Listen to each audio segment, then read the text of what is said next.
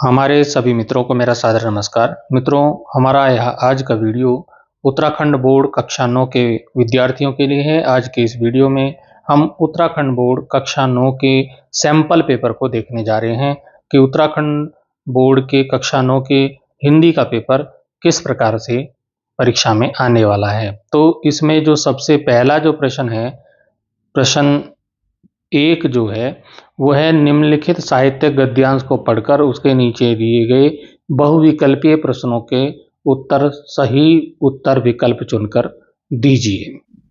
तो परीक्षा में बच्चों आपके पास एक गद्यांश होगा, उस गद्यांश को आपको पढ़ना है और उसके नीचे दिए गए प्रश्नों के उत्तर आपको गद्यांश से छांट करके देने हैं। तो यहाँ पर इस गद्यांश को अच्छी प्रकार से पढ़ लेना है। संस्कृति एक ऐसी चीज है जिसे लक्षणों से तो हम जान सकते हैं किंतु उसकी परिभाषा नहीं दे सकते हैं। कुछ अंशों में वह सभ्यता से एक भिन्न गुण है। अंग्रेजी में एक कहावत है कि सभ्यता वह चीज है जो हमारे पास है, संस्कृति वह गुण है जो हम में व्याप्त है। मोटर, महल, सड़क, हवाई जहाज, पोशाक और अच्छा भोजन ये तथा इनके समान सारी अन्य स्थूल वस्तुएं संस्कृति नहीं सभ्यता के समान है। तो इस प्रकार से आपको पूरा गद्यांश को पढ़ना है और उसके नीचे दिए गए प्रश्नों के उत्तर देने हैं। तो यहाँ पर आपका जो पहला प्रश्न आता है कि संस्कृति और सभ्यता के विषय में अंग्रेजी में कौन सी कहावत है। तो इसको देखिए, गद्यांश में ही आपको उत्तर मिल जाएगा। यहीं पर दिया है, अंग्रेजी में कहावत है कि सभ्यता वह चीज है जो हमारे पास है और संस्कृति वह गुण है जो हम में व्याप्त है। इसी प्रकार से मित्रों अगला इसमें प्रश्न आ जाएगा, सभ्यता के समान क्या है। तो इसको भी आपको इसी गद्यांश में से प्रश्न का उत्तर आपको मिल जाएगा। यहीं पर जब आप पढ़ेंगे तो आपको उत्तर मिलेगा। मोटर, महल, सड़क, हवाई जहाज, पोशाक और अच्छा भोजन ये तथा इसके समान सारी अन्य स्थूल वस्तुएं संस्कृति नहीं सभ्यता के समान है। तो ये उत्तर यहाँ पे मिल जाएगा। अब इसी में जो थर्ड वाला क्वेश्चन है, क्या हर सुसभ्य आदमी संस्कृत होता है। तो यहीं पे उत्तर मिलेगा, हर सुसभ्य आदमी संस्कृत ही होता है ऐसा नहीं कहा जा सकता, क्योंकि अच्छी पोशाक पहनने वाला आदमी भी तबीयत से नंगा हो सकता है। इसी प्रकार से इसमें अगला जो प्रश्न है, तबीयत से नंगा होना, इसका क्या अर्थ हुआ।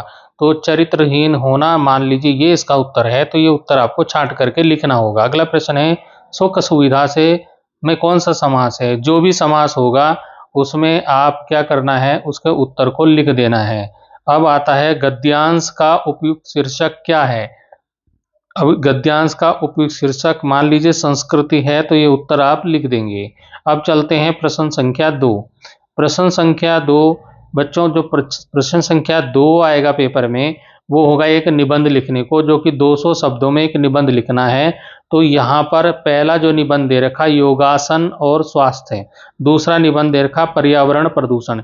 इन दोनों में से कोई एक निबंध लिखना है और उसके लिए संकेत बिंदु यानी कि जो निबंध में हेडिंग लिखे जाते हैं वो हेडिंग यहाँ पर दिए हुए हैं। यही हेडिंग को आपको प्रयोग करना है और इन हेडिंग के आधार पर आपको इनके बारे में लिखना है। तो इस प्रकार से दूसरे प्रश्न में 2 निबंध आपको दिए होंगे, जिसमें से केवल एक निबंध आपको लिखना होगा। 8 नंबर का ये निबंध रहने वाला है। अब हम चलते हैं तीसरे प्रश्न पे। जो थर्ड प्रश्न है, अपने विद्यालय के प्रधानाचार्य को 15 दिन के अवकाश के लिए प्रार्थना पत्र लिखिए। या तो ये कीजिए, अगर आपको ये प्रार्थना पत्र 15 दिन के अवकाश वाला लिखना नहीं आता तो यहाँ पर लिखा है अथवा या इसको कीजिए या ये दूसरे वाला कीजिए। बड़े भाई के विवाह में सम्मिलित होने के लिए अपने मित्र को निमंत्रण पत्र लिखिए। इन दोनों में से जो आपको आए वो आपको करना है, दोनों नहीं करने हैं, एक करना है।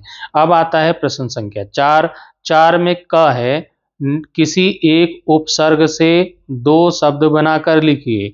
यहाँ पर उपसर्ग दिए हैं, मैं थोड़ा इसको बड़ा कर लेता हूँ।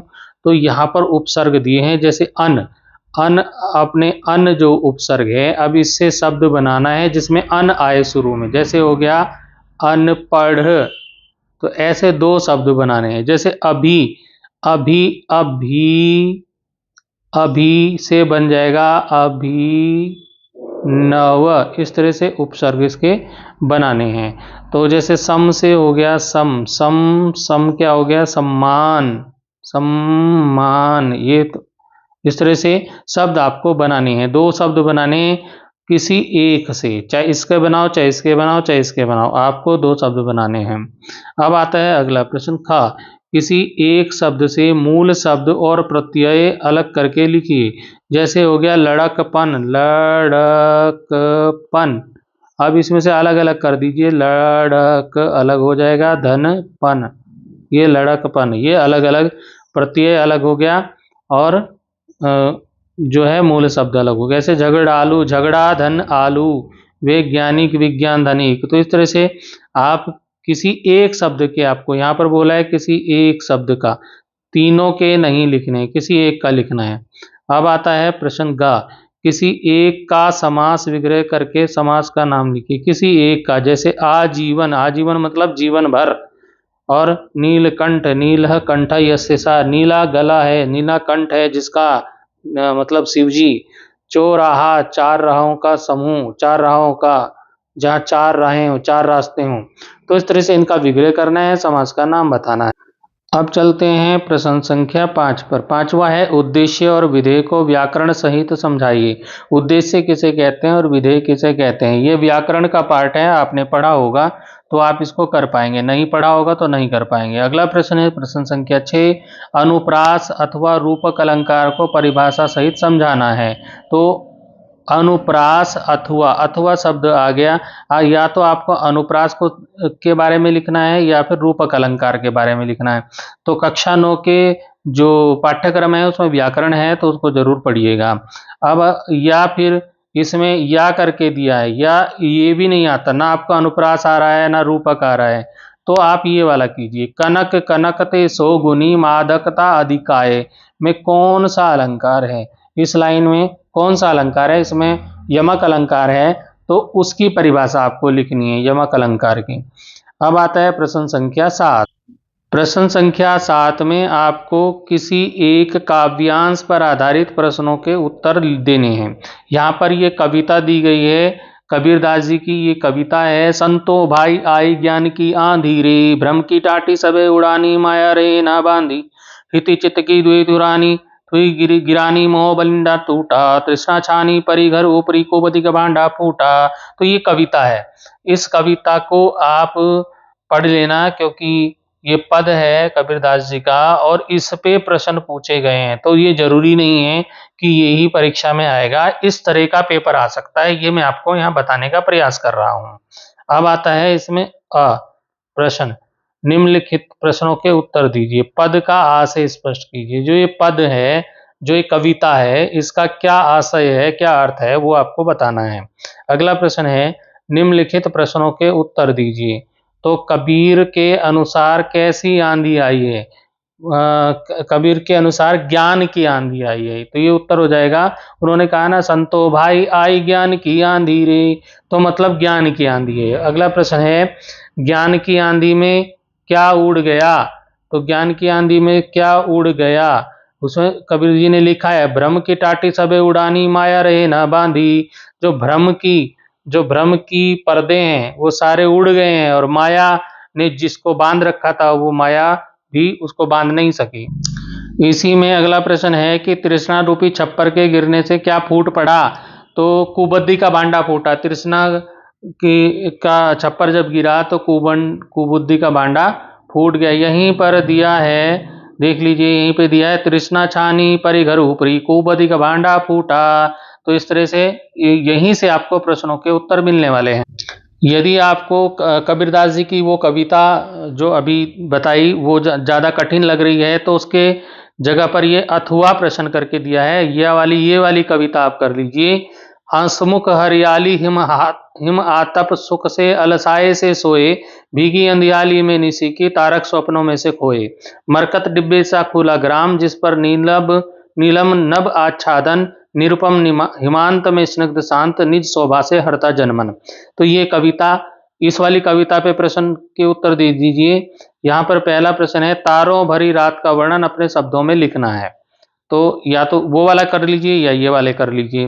फिर है हर कवि ने हरियाली कैसी बताई, हरियाली हंसमुख बताई, हंसमुख हरियाली, ठीक है ना। अगला है तारों की क्या स्थिति, तारक स्वप्नों में से खोए हुए हैं, तारक स्वप्नों में खोए हुए हैं, ठीक है। अगला है गांव कैसा लग रहा है, गांव बहुत सुंदर लग रहा है, मरकत डिब्बे सा खुला ग्राम लग रहा है, और निज शोभा से हरता जन्म, और अपनी सुंदरता से जन मन को हर लेता है। तो ये सारे प्रश्नों के उत्तर आपको, कविता को आपने पढ़ा होगा तो आप प्रश्नों के उत्तर दे पाएंगे। अब जो 8वां प्रश्न है वो है किन्हीं दो प्रश्नों के उत्तर दीजिए। जो आपका क्षितिज काव्य खंड है जहाँ पे कविताएं हैं, उन कविताओं से ये प्रश्न है। पहला प्रश्न है कबीर ने ज्ञान के आगमन की तुलना सामान्य हवा से न करके आंधी से क्यों की है। तो प्रश्न उत्तर आप जरूर पढ़ के जाइएगा। अगला प्रश्न है किस शासन की तुलना तम के प्रभाव से की गई है और क्यों की गई है। तो जो ब्रिटिश शासन था, और जो ये कैदी और कोकिला एक कविता है, उससे लिया गया है माखनलाल चतुर्वेदी जी की। उसमें बताया कि ब्रिटिश शासन की तुलना किससे की गई है, तम के प्रभाव से की गई है, क्योंकि वो भारतीय लोगों पर बहुत अत्याचार करते थे। तो इसको आप लिख लीजिएगा। अगला प्रश्न है मेघ आए कविता के अनुसार गली गली में दरवाजे खिड़कियां क्यों खुलने लगे। तो जब बादल आए तो गली गली में दरवाजे खिड़कियां क्यों खुलने लगे। शायद ये कविता अभी अर्धवार्षिक परीक्षा में नहीं आए, वार्षिक परीक्षा में आ सकती है। तो आप जो भी कविताएं आपने पढ़ी हैं उनको तैयारी करके जाइएगा, प्रश्न उत्तर याद करके जाइएगा, क्योंकि ये एक एक नंबर जो है बहुत कीमती होता है। अगला प्रश्न है 9वां प्रश्न है किसी एक गद्यांश पर आधारित प्रश्नों के उत्तर दीजिए। आपका जो क्षितिज पुस्तक है उसमें गद्य खंड है, वहां पर पहला जो पाठ है दो बैलों की कथा, प्रेमचंद जी की कहानी है, तो वहीं से ये गद्यांश लिया गया है। लेकिन गधे का एक छोटा भाई और भी है जो उससे कम ही गधा है, और वह है बैल। जिस अर्थ में हम गधे का प्रयोग करते हैं कुछ उसी से मिलते जुलते अर्थ में बछिया के ताऊ का भी प्रयोग करते हैं। कुछ लोग बैल को शायद बेवकूफ़ों में सर्वश्रेष्ठ कहेंगे, मगर हमारा विचार ऐसा नहीं है। तो ये जो भी गद्यांश आपका, ये जरूरी नहीं है ये वाला गद्यांश पेपर में आएगा, किसी भी पाठ से कोई भी गद्यांश आ सकता है। तो ये मैं सिर्फ एक मॉडल आपको बता रहा हूँ, इस तरह का पेपर आ सकता है। तो यहाँ पर गद्यांश होगा, उसके नीचे प्रश्न होंगे। निम्नलिखित प्रश्न का उत्तर लिखिए। जो प्रश्न है बैल को गधे का छोटा भाई क्यों कहा गया है, तो ये आप पाठ पढ़ा होगा तो आपको ये प्रश्न का उत्तर भी आप लिख पाएंगे। अगला प्रश्न है निम्नलिखित प्रश्नों के उत्तर दीजिए। उससे कम ही गधा है, वाक्य में गधा किसका प्रतीक है, गधा बेवकूफ का प्रतीक मान लिया गया यहाँ पर। तो इसको आप कर लेंगे पेपर में, अगर ऐसा कुछ पेपर आया तो। इसी में अगला प्रश्न आता है कि बैल गधे से किस बात से भिन्न है। फिर अगला है बछिया का ताऊ मुहावरे का क्या अर्थ है। तो ये सभी प्रश्न आप गद्यांश के आधार पर करेंगे। अब आता है अथवा। अथवा मतलब यदि आपको वो अभी जो गद्यांश मैंने बताया उसके प्रश्नों के उत्तर नहीं आते तो आप दूसरा गद्यांश, ये वाला गद्यांश जो यहाँ पे दिया है, इसको भी पढ़ सकते हैं। हम लोग जब तब अपने जेब खर्च में से हमेशा एक एक दो दो आने देश के लिए बचाते थे, और जब बापू आते तो वह पैसा उन्हें दे देते थे। तो आपकी पुस्तक में एक पाठ है महादेवी वर्मा जी का, मेरे बचपन के दिन, वहां से ये गद्यांश आया है। यहाँ पर पहला प्रश्न आता है निम्नलिखित प्रश्न का उत्तर लिखिए। महादेवी वर्मा ने गांधी जी को कटोरा क्यों दिखाया। तो यहाँ पर मिल जाएगा कि मैंने बापूजी को दिखाया, मैंने बापूजी को निकालकर अपना कटोरा लेती गई, और अब बापूजी को, जो महात्मा गांधी जी थे, उनको कटोरा दिखाया। तो मैंने कहा कविता सुनाने का मुझको एक कटोरा मिला है। कहने लगे अच्छा दिखा दो मुझको। मैंने कटोरा उनकी ओर बढ़ा दिया तो उसे हाथ लेकर बोले तू देती है इसे, अब मैं क्या कहती, मैंने दे दिया और लौट आई। तो ये जो यहाँ से अगर आप पढ़ोगे तो आपके प्रश्न का उत्तर आपको मिलेगा। अब इसी में अगला प्रश्न आता है ब में, लेखिका अपने जेब खर्च से देश के लिए हमेशा कितने पैसे बचाती थी। तो शुरू में आया है जेब खर्च से हमेशा एक एक दो दो आने बचाती थी। फिर आता है जेब खर्च से बचाए गए पैसे लेखिका किसे देती थी। तो जेब खर्च से जब इस पाठ को आप पढ़ोगे तो आपको पता चल जाएगा किसको देती थी। अगला प्रश्न है कि लेखिका जब बापू से मिलने गई तो क्या लेकर गई? अपना कटोरा लेकर गई थी, जो उसको इनाम में मिला था, पुरस्कार के रूप में मिला था। अब आपके जो गद्य खंड है, गद्य खंड के पाठों पर आधारित ये 10वां प्रश्न आता है। इसमें से 3 प्रश्न यहाँ पे दिए हुए होंगे, 1, 2, 3। इसमें से 2 आपको करने हैं, 2-2 नंबर के हैं। तो यहाँ पर है, सच्चे मित्रों की क्या पहचान होती है? क्या हीरा और मोती सच्चे मित्र हैं? फिर है, स्वतंत्रता आंदोलन को गति प्रदान करने में कवि सम्मेलनों के योगदान की चर्चा कीजिए। और नम से कौन था, उसकी चारित्रिक विशेषताएं बताइए। तो ये जो है, ये प्रश्नों के उत्तर आपको पुस्तक में मिलेंगे। आपने पाठ पढ़े होंगे, पुस्तक से प्रश्न उत्तर याद करके पेपर के लिए जाइएगा। अगला प्रश्न आता है 11वां प्रश्न, निम्नलिखित में से किन्हीं 3 प्रश्नों के उत्तर दीजिए। यहाँ पे 4 प्रश्न है, 1, 2, 3, 4। तो यहाँ पे 3 प्रश्नों के उत्तर आपको देने हैं, तीनों 2-2 नंबर के हैं। तो यहाँ ये प्रश्न आपका 6 नंबर का है। तो यहाँ पर ये प्रश्न आपकी कृतिका एक किताब है, कृतिका, जिसमें 2 पाठ दिए गए हैं। तो वहां से ये लिया गया है। पहला पाठ है इस जल प्रलय में, और दूसरा है रीढ़ की हड्डी। 2 पाठ इस पुस्तक से आपको तैयार करने हैं। तो यहाँ पर जो पहला प्रश्न इसमें दिया है, मृत्यु का तरल दूत किसे कहा गया है और क्यों कहा गया है? तो मृत्यु का तरल दूत बाढ़ के पानी को कहा गया है, क्योंकि वो अपने साथ मृत्यु का आमंत्रण लेकर आता है। तो क्यों कहा गया है, तो पूरा डिटेल आप प्रश्न का उत्तर याद कीजिएगा।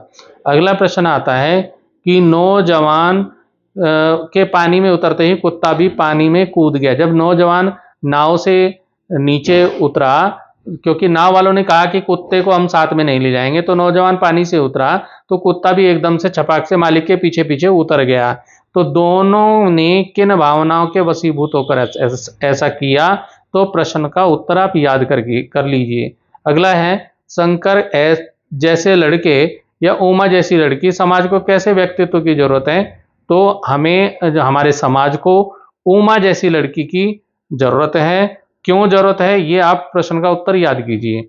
अगला प्रश्न है, रीढ़ की हड्डी की कथा वस्तु के आधार पर आप किसे एकांकी का मुख्य पात्र मानते हैं और क्यों? तो एकांकी की जो मुख्य पात्र है वो उमा है, और क्यों है, ये आप प्रश्न का उत्तर याद कीजिए। मैं इन सभी प्रश्नों के उत्तर भी बता सकता हूं, लेकिन वीडियो बहुत ज़्यादा लंबा हो जाएगा और बहुत लंबा वीडियो लोग नहीं देखते हैं, तो इसलिए मैं थोड़ा इसको काट रहा हूं बीच बीच में। अभी मैं आगे के प्रश्नों के उत्तर आपको बताने का प्रयास करूंगा थोड़ा बहुत। तो अगला जो प्रश्न है हमारा 12वां प्रश्न है, वो है आपकी संस्कृत संबोधिनी। एक पुस्तक आई है संस्कृत संबोधिनी, इसी वर्ष से ये पुस्तक आई है संस्कृत संबोधिनी, शायद आपने पढ़ी होगी। तो इसमें से ये प्रश्न 12वां यहाँ से आता है, 12वां 13वां 14 नंबर इसी से आएगा। तो यहाँ पर देखिए, किसी एक गद्यांश पर आधारित प्रश्नों के उत्तर दीजिए। तो यहाँ पर एक गद्यांश दिया हुआ है, संस्कृत का गद्यांश है, इसको पढ़ना है और प्रश्नों के उत्तर देने हैं। हम जरा देख लेते हैं, क्योंकि नई पुस्तक है तो देख ही लेते हैं।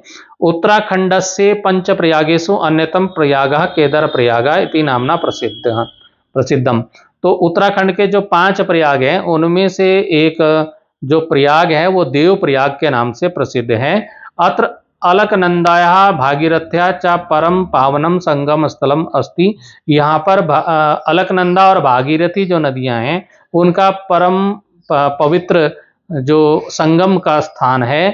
धार्मिक दृष्टया एतत् स्थान महत्वपूर्ण तीर्थम मन्यते। धार्मिक दृष्टि से यह स्थान महत्वपूर्ण तीर्थ स्थल माना जाता है। और अत्र संगम निकटे, यहाँ पे संगम के पास में ही श्री रघुनाथ से प्राचीन मंदिरम अस्ति। श्री रघुनाथ जी, श्री रामचंद्र जी का प्राचीन मंदिर है। मंदिर से गर्भगृह, मंदिर के गर्भगृह में, मंदिर का जो गर्भगृह है अंदर का भाग है, वहां पर भगवते श्री रामचंद्र, भगवान श्री रामचंद्र की विशाल दिव्य विग्रह चित्ताकर्षणम करोति। वहां पर विशाल मूर्ति है भगवान श्री राम जी की, जो कि लोगों को आकर्षित करती है। भक्ता श्री रघुनाथ से दर्शनम कृत्वा, भक्त लोग श्री रामचंद्र जी के दर्शन करके पुण्यम प्राप्तुम, पुण्य प्राप्त करते हैं। और संगम तटे आगत्य स्नानम तर्पणम च कुर्वन्ति, संगम के तट पर आकर के स्नान और तर्पण आदि करते हैं। तो ये तो था गद्यांश। इस गद्यांश को आपने समझ लिया होगा। तो अब दीजिए प्रश्नों के उत्तर। अब आता है किन्हीं दो प्रश्नों के उत्तर दीजिए। यहां पर 3 प्रश्न दिए हैं।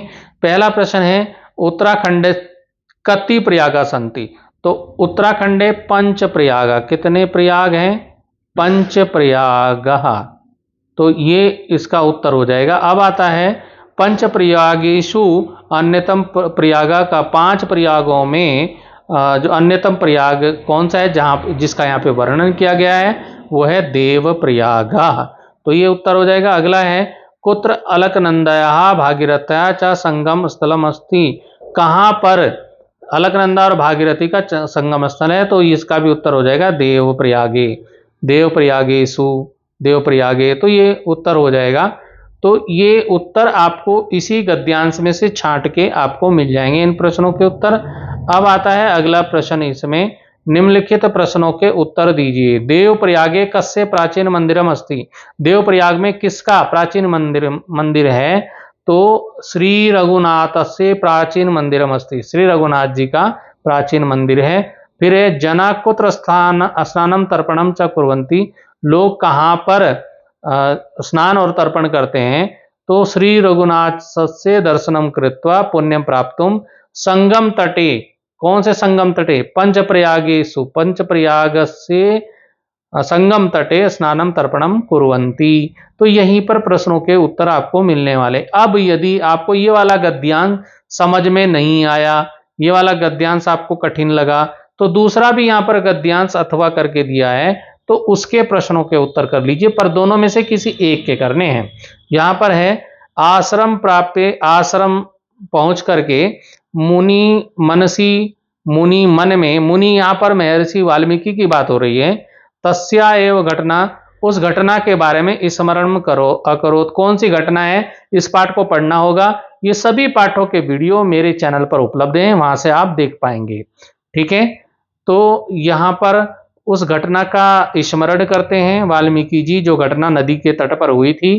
तो तया एव घटनाया व्याजेन अक्षमात, उसी घटना में वो डूबे हुए थे कि अक्षमात महातेजस्वी सृष्टिकर्ता, महातेजस्वी सृष्टिकर्ता ब्रह्मा, चतुर्मुखो ब्रह्मा, 4 मुख वाले ब्रह्मा प्रकटितो अभवत, प्रकटित होते हैं, प्रकट होते हैं वहां पर उनके सामने। तो वाल्मीकि जी कहते हैं ब्रह्मा जी को, नमस्ते नमस्तेस्तु ते सृष्टिकर्ते, नमस्ते नमस्कार सृष्टिकर्ते को, सृष्टिकर्ता ब्रह्मा जी को मेरा नमस्कार। प्रचेतसा पुत्र अहम अभिवादय, प्रचेतस का पुत्र मैं वाल्मीकि आपको अभिवादन करता हूं, नमस्कार करता हूं। ब्रह्मा बोलते हैं कल्याणमस्तु, तुम्हारा कल्याण हो। मालविकी बोलते हैं भवता दर्शनेन आत्मानाम धन्यम अनुभवामि, आपके दर्शन में आपके दर्शन से मैं अपने को धन्य अनुभव करता हूं। इति युक्त्वा तेन सर्वा घटना ब्राह्मणम श्राविता, और उसके बाद वो सारी घटना ब्रह्मा जी को सुनाई, जो घटना हुई थी उनके साथ, वाल्मीकि जी के साथ, वो सारी घटना उन्होंने ब्रह्मा जी को सुनाई। फिर उसके बाद ब्रह्मा जी बोलते हैं आशीर्वादम प्रयच्छन, आशीर्वाद प्रदान करके बोलते, अवदन बोलते हैं अननेव श्लोकेन जगति, जो कि उनके मुंह से, वाल्मीकि जी के मुख से एक श्लोक निकला था, उस श्लोक के बारे में बात करते हैं कि इस श्लोक से जगती तव कृति, जगती मतलब संसार में तुम्हारी कीर्ति, तुम्हारा यश आदि कवि रूपेण प्रसृता भविष्यति, आदि कवि के रूप में प्रसारित होगा, तुम्हारी प्रसिद्धि होगी इस श्लोक के कारण। नारद वचनानुसारेण, नारद के वचनों के अनुसार भगवत श्री राम से निखिलम चरित्रम रचितु, भगवान श्री राम के चरित्र की रचना करो। तो इति युक्ता ब्रह्मा स्वलोकम प्रति प्रस्थिता, मतलब यह कहकर के ब्रह्मा अपने लोक में चले गए। वाल्मीकि भी रामायणम इति संस्कृतस्य, रामायण की रचना की वाल्मीकि जी ने, और आदि कवि रचित्वा, आदि काव्यम रचित्वा, आदि काव्य की रचना की, जगति प्रसिद्धो अभवत, और जग में प्रसिद्ध हुए, संसार में प्रसिद्ध हुए। अब आपने जो ये गद्यांश पढ़ा, अब इस पे आधारित प्रश्न आपने पहले वाले गद्यांश के नहीं करे तो ये वाले करने हैं। तो यहाँ पे आता है किन्हीं 2 प्रश्नों के उत्तर दीजिए। मुनि कस्मिन घटनाया स्मरणम करोत अकरोत, मतलब मुनि की कौन सी घटना को याद कर रहे थे? तो ये आप इस पाठ को पढ़ोगे तो घटना आपको पता चलेगी। अब आता है ब्रह्मा केन प्रकटिता अभवत, ब्रह्मा कहाँ प्रकटित हुए, तो ये सब जो है किस कारण से प्रकट हुए ब्रह्मा, तो ये सब आप पढ़ोगे तभी आपको मिलेगा। अब आता है भवता दर्शनेन कम धन्यम अनुभवामि, आपके दर्शन से कौन धन्य अनुभव करता है, तो वाल्मीकि धन्य अनुभव करते हैं। तो ये सब आपको इसी पाठ से पढ़ के मिलेगा। मैंने बताया है कि वीडियो पूरा प्रश्न उत्तर सहित मेरे चैनल पर उपलब्ध है, आप सर्च करके चैनल पर आपको मिल जाएगा। इसके लिए अलग से प्लेलिस्ट तैयार की गई है।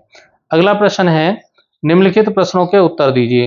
केन सर्वा घटना ब्राह्मणम श्राविता, किसने संपूर्ण घटना ब्राह्मण को सुनाई, तो वाल्मीकि ने सुनाई, तो वाल्मीकि हो जाएगा, तो वाल्मीकि एन हो जाएगा।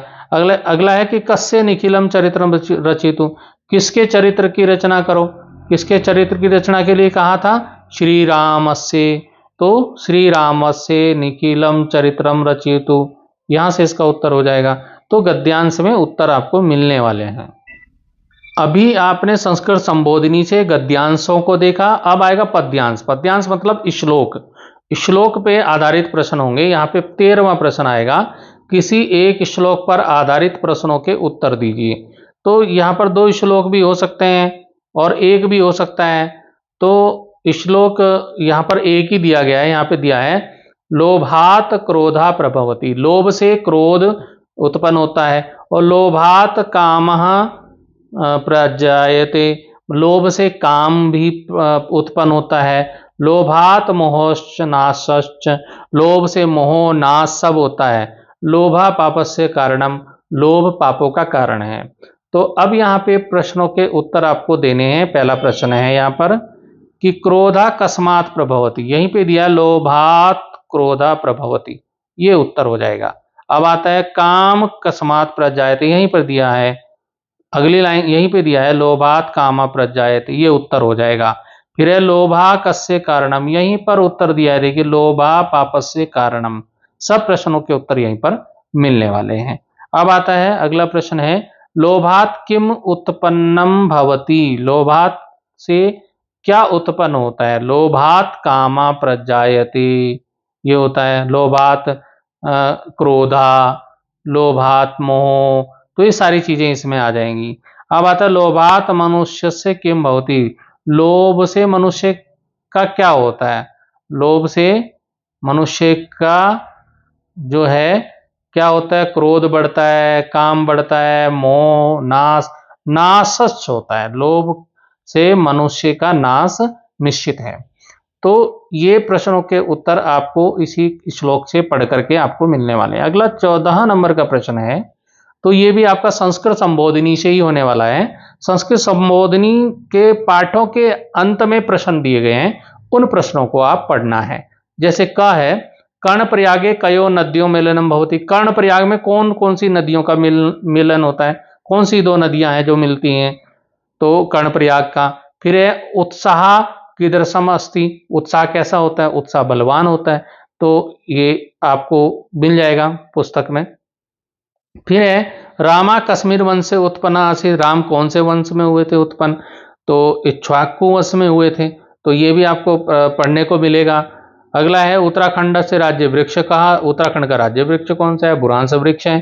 तो ये सब आपको पढ़ने को मिलेंगे, आप प्रश्न उत्तर याद कर लीजिए। अब आता है 15वां प्रश्न, ये भी आपका संस्कृत संबोधिनी से है, तो वहीं से इसमें है दिए गए शब्दों की सहायता से 4 वाक्यों का रिक्त स्थान पूर्ति करनी है। यह शब्द दिए हैं, आगे शब्द दे रखे हैं 2-2 3-3, उसमें से आपको सही शब्द छांटना है। जैसे कि यहाँ पे आ गया न कूलम प्रमाणम इति, तो ये वृत्तहीन से, मान लो यहाँ पे हमने भर दिया वृत्तहीन से, ये कॉपी में लिख के आपको भरना है।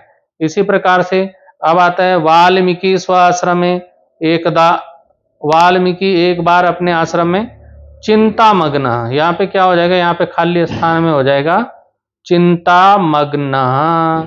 तो इस तरह से आपको खाली स्थानों में ये शब्द यहाँ पर दिए हैं, तो ये यहाँ पे भरने हैं, तो 4 इसमें से करने हैं। ठीक है। अब आता है 16वां प्रश्न। 16वां प्रश्न क्या है 16 नंबर का प्रश्न है, निम्नलिखित में से किन्हीं दो प्रश्नों के उत्तर देने हैं। यहां पर प्रश्न क्या है, आप देखिए प्रश्न क्या है। प्रश्न है क, निम्नलिखित में से दो शब्दों का संधि विच्छेद करना है। भानुदयः, तो भानुदयः, भानुदयः, तो क्या हो जाएगा इसका, भानु और उदय, ये इसका संधि विच्छेद करना है। मतलब जैसे कि वन औषधि, वन धन औषधि, तो ये वन औषधि हो गया, वन औषधि। वन उत्सव, वन उत्सव, वनोत्सव, तो इस तरह से ये शब्दों के संधि विच्छेद करने हैं। अगला आता है, किन्हीं दो शब्दों के समास विग्रह कीजिए। अष्टाध्यायी, अष्टानाम अध्यायानाम समाहारा, तो केवल दो के करने हैं, तो इनमें से किन्हीं दो के आपको करने हैं, तो इसको आप पढ़ के जाइए समास वाले पार्ट को। अगला है, रेखांकित पदों में से किन्हीं दो में प्रयुक्त कारक और विभक्ति का नाम बताना है। ये तिलेशु, तिलेशु जो शब्द है, ये तिलेशु, तिलों में तेल, तो ये कौन सा कारक है, कौन सी विभक्ति, विप्राये, इसमें कौन सा, हिमालयात, इनमें कौन सी विभक्ति है, कौन सा, आप इसके लिए आपको क्या पढ़ना पड़ेगा, कारक और विभक्ति पढ़नी पड़ेगी। कर्ता ने, कर्म को, कर्ण से, द्वारा, तो ये सब आपको संप्रदान के लिए, अपादान से अलग होने के अर्थ में, तो ये आप पढ़ के जाइए, तभी आपको ये समझ में आएगा। अथवा आपको ये वाला प्रश्न नहीं आ रहा है, तो अथवा इसमें दिया है, निम्नलिखित उपसर्गों में से दो का प्रयोग करते हुए एक शब्द की रचना कीजिए। तो यहां पर जैसे अभी शब्द दे दिया, तो मैंने बताया था अभी से क्या बन सकता है, अभिनव, तो इस तरह से उपसर्ग हो गया। प्रति, प्रत्येक, प्रतिदिन, उप, उपकार, तो इस तरह से इनके शब्दों को बनाना है। यदि आपको ये वाला नहीं आता तो आप ये वाला कर सकते हैं। अब आता है 17वां नंबर का प्रश्न। 17वां नंबर क्या है, इसमें कुछ शब्द दे रखे हैं, दिए गए शब्दों में से किन्हीं चार का प्रयोग कर संस्कृत वाक्यों की रचना करनी है।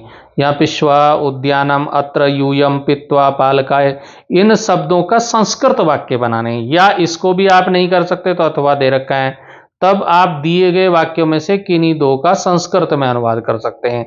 मैं कल गया था, राम और मोहन जाते हैं, तुम्हें पढ़ना चाहिए, राम और लक्ष्मण कल वन जाएंगे, तो आप इसको कर सकते हैं। ये भी नहीं आता आपको, ये भी नहीं आता, या आपको ये भी नहीं आता, तो आप ये वाला कीजिए। अपनी पाठ्य पुस्तक से याद किया हुआ एक संस्कृत का श्लोक लिखना है, लेकिन वो प्रश्न पत्र में, पेपर में नहीं होना चाहिए। तो ये आप इस प्रकार से पेपर को पूरा कर सकते हैं। तो आप पेपर को समझ गए होंगे कि किस प्रकार का पेपर आपके पास आने वाला है। इस तरह के प्रश्न आएंगे, ये ही प्रश्न नहीं आएंगे। तो आप ये सोचो कि ये वाले प्रश्न आएंगे, ये वाले प्रश्न नहीं आएंगे, आपको दूसरे प्रश्न आ सकते हैं। तो आप इस तरह का पेपर का एक मॉडल है कि इस तरह का पेपर आपको आ सकता है। तो आप तैयारी करके जाइए, अच्छी प्रकार से तैयारी कीजिए और पेपर को अच्छे से दीजिए, अच्छे नंबर लाइए। मेरी शुभकामनाएं आपके साथ हैं। फिर मिलेंगे अगले वीडियो में। अभी के लिए धन्यवाद।